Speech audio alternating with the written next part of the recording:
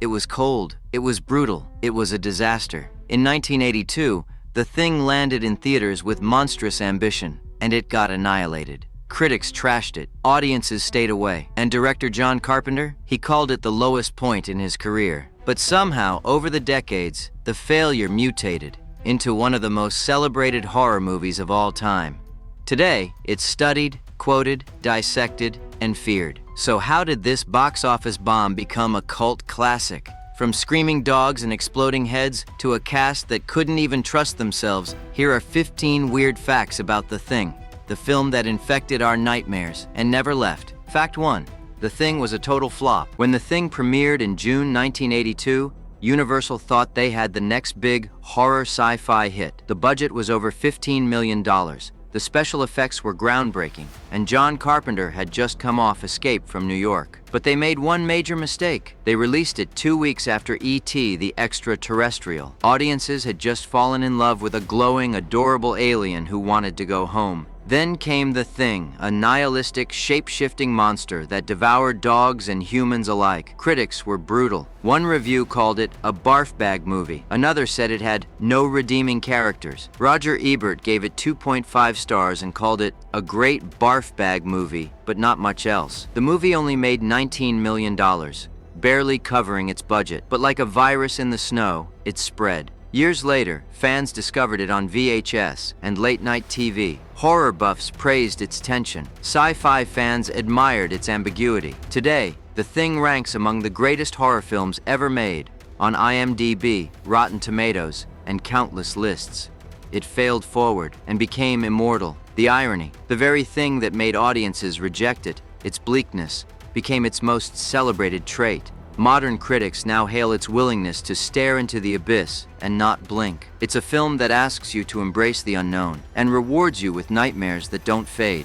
Fact 2. The cast lived in isolation. To make the paranoia feel real, the production team didn't just act cold, they lived cold. The cast was flown to Stewart, British Columbia, where temperatures dropped below -15 degrees Celsius. They filmed on location in freezing conditions, using real snow and wind, not Hollywood magic. John Carpenter had the entire cast live together in the same lodge, without much outside contact. They ate together, bunked together, and stayed isolated. The result? They started to mirror their characters, guarded, irritable, suspicious. Kurt Russell said in interviews that this helped build authentic tension. You couldn't fake that kind of cabin fever. We were cold, tired, and stuck with each other. The base they used for the exterior was even blown up for real at the end of filming. No CGI, just one perfect take in the real snow, because they literally destroyed the set. The shared isolation blurred the line between character and actor. By the time cameras rolled, the atmosphere of mistrust and fatigue was already real.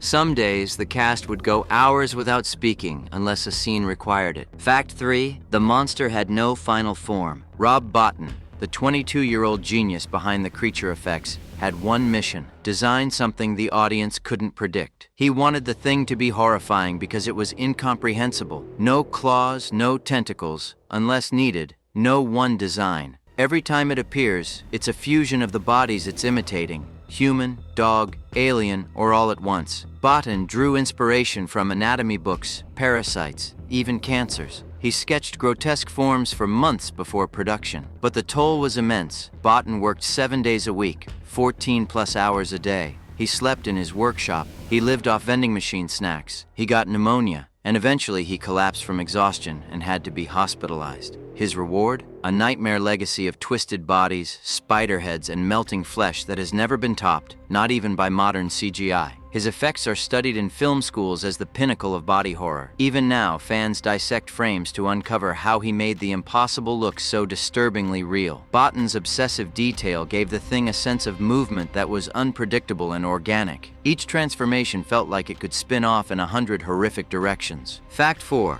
Stan Winston stepped in. When Rob Bottin's health collapsed under the pressure of creating the monster effects, the team was in a bind. They still had to film the infamous dog kennel transformation, one of the most memorable scenes in the movie. Enter Stan Winston, the legendary FX artist behind Alien and later Jurassic Park. He was brought in as a favor to Carpenter, And even though he didn't take credit in the final film, the grotesque split-skulled dog creature is partly his creation. Winston didn't want to overshadow Botan, so he left his name off the credits, a quiet act of respect between FX titans. It's rare in Hollywood, and it proves the mutual admiration that existed in the practical effects world at the time. The dog scene is now considered one of the best practical transformation sequences ever filmed, a terrifying ballet of writhing tendrils, melted fur, and unholy sound design. The fact that two geniuses worked on this, without ego, makes the scene even more impressive. Winston later said he considered it one of the most disturbing transformations he'd ever contributed to. Even die-hard horror fans still flinch during that sequence, not because it's fake, but because it feels like you're watching something truly unnatural unfold. It's a rare case where a backup artist didn't just save the day, he elevated the entire movie. Fact 5, Kurt Russell almost blew himself up. Kurt Russell, who played MacReady, did most of his own stunts. That includes the scene where he throws dynamite during the final battle underground. In one explosive take, Russell lit a real stick of dynamite, timed it a little too late, and blew himself backward for real. The scene where he stumbles from the blast? 100% authentic. Russell wasn't seriously hurt, but the crew panicked. Carpenter later admitted he kept that take because it looked so believable, and because it was. MacReady's character was all about rugged improvisation, and in a weird way, Kurt nearly blowing himself up made the performance even more raw and real.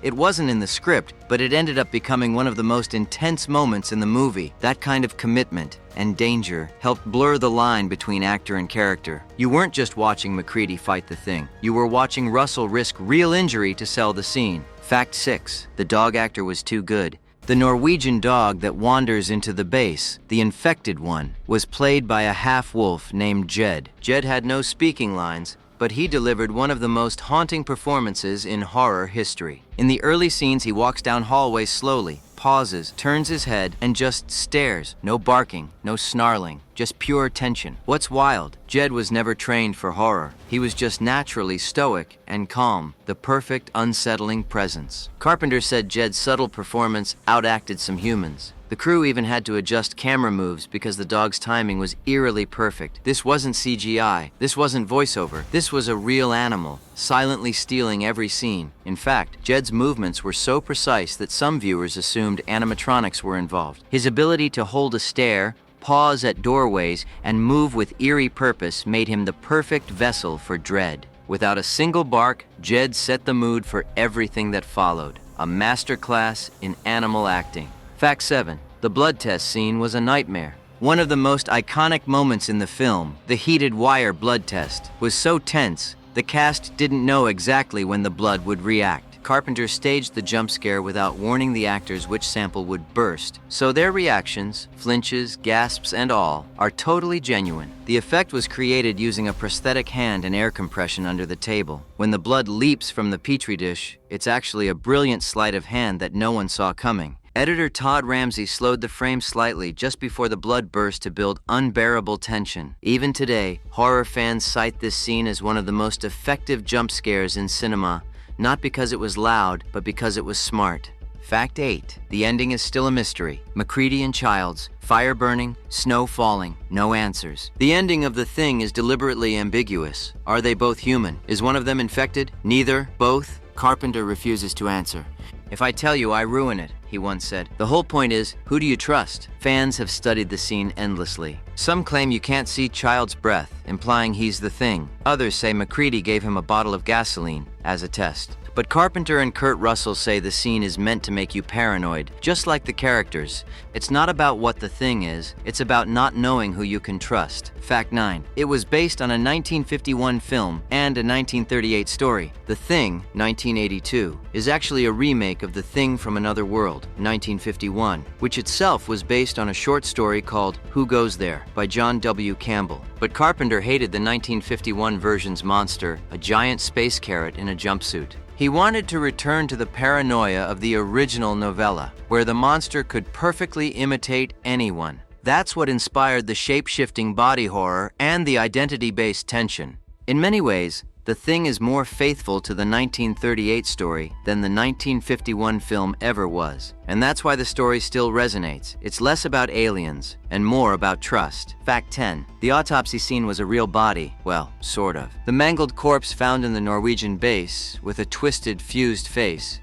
was so convincing that rumors began flying that the production used a real cadaver. That's false, but the effect was made using animal organs, jellied skin molds, and clever lighting. The smell on set was reportedly awful. Crew members had to leave the room between takes. Rob Bottin used cow livers, sheep intestines, and latex bladders to create the bubbling burnt tissue. It was designed to be almost unwatchable, a grotesque clue that this alien wasn't just killing things, it was merging them. Fact 11. There was a stop-motion version of the final monster. The massive, tentacled beast at the end of the film, a last-ditch mutation of the Thing, was originally animated with stop-motion. But Carpenter hated how fake it looked on film. They scrapped most of it, redoing the final monster as a puppet on a gimbal, operated with wires, air bladders, and prosthetics. Only a few frames of the original stop-motion survive today. This decision to favor practical over animated effects helped the film's horror age like fine, bloody wine. It feels real because it was real. In camera, on set, no pixels needed. Fact 12. Wilford Brimley was actually isolated on set. Brimley, who plays Dr. Blair, spends most of the movie locked in a shed after going crazy. But during filming, Brimley was so dedicated to his role that he voluntarily isolated himself from the rest of the cast. He wanted to feel what Blair would feel, disconnected, paranoid, and alone. He also learned how to dissect organs for real, to make the autopsy scenes more convincing. That's right, Brimley wasn't acting when he cut open that dog. By the time he reappears near the end, you're not sure what's scarier, the monster, or Brimley's cold, deadpan eyes. Fact 13.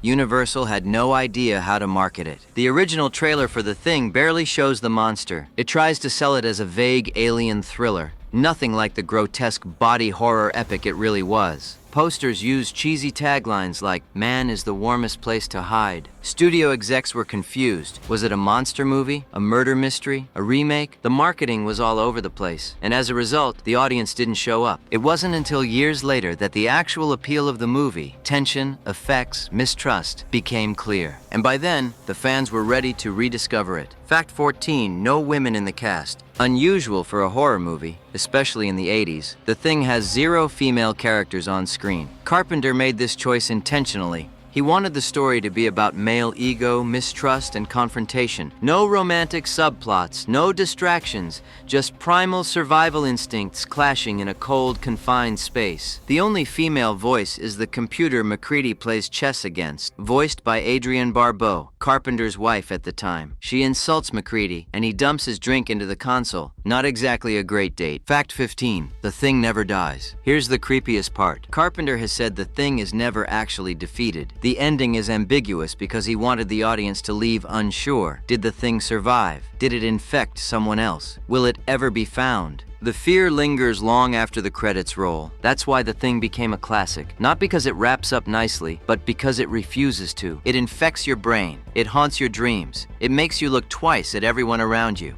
Because in the world of The Thing, you're never really sure who's human. What looked like a monster movie was really a mirror. And it showed us just how fragile trust can be when everything looks normal and nothing really is. If this made you rethink The Thing, hit like, subscribe, and tell us in the comments, do you think either MacReady or Childs was infected? And if so, which one? Stay warm, stay human, and always test the blood.